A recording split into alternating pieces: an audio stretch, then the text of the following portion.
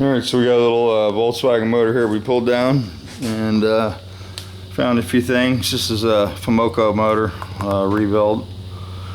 This is a warranty issue. They warranted the motor once, and this is the motor they got back.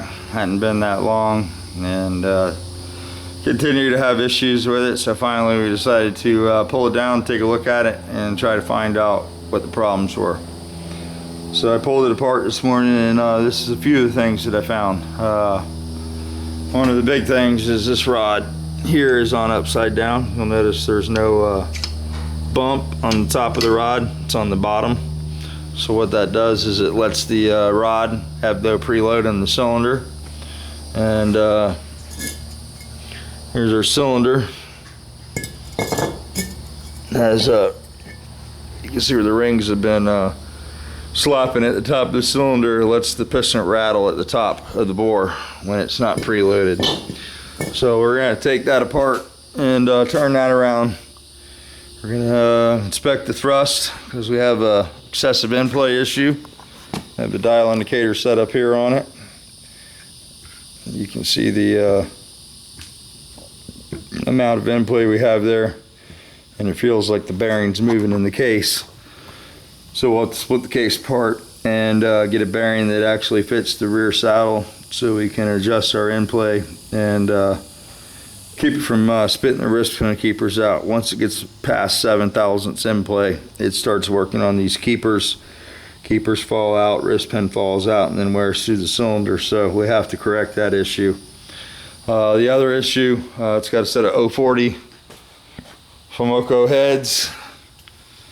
Gaskets were on backwards, and it's got the wrong plugs. It's got deep holes and it's got regular plugs down in the hole there. It was running but not good, so the plug's not in the combustion chamber where it should be. The heads need a valve job. When I leak tested the motors, all the valves were not sealing, so I don't know if that's from the excessive carbon buildup or whatever. I got one head soaking. We'll get those pulled apart. We'll throw a valve job on them, bearings, gasket kit, and a new flywheel seal. Correct our in-play issue. If we need to, we'll line bore the case and do a thrust cut. The other issue was this breastplate had some damage, and that's what was making the noise there behind the pulley. And the only way to get to this is to pull the motor out and pull that pulley off. So we got that done. We'll get a new one of those and take care of that. So that's where we're at right now. These piston cylinders look like they were new. The rings look like they have quite a bit of wear on them. The skirts look like they're still pretty new. So they're not Malls, they're uncoated. I'm not sure of the brand.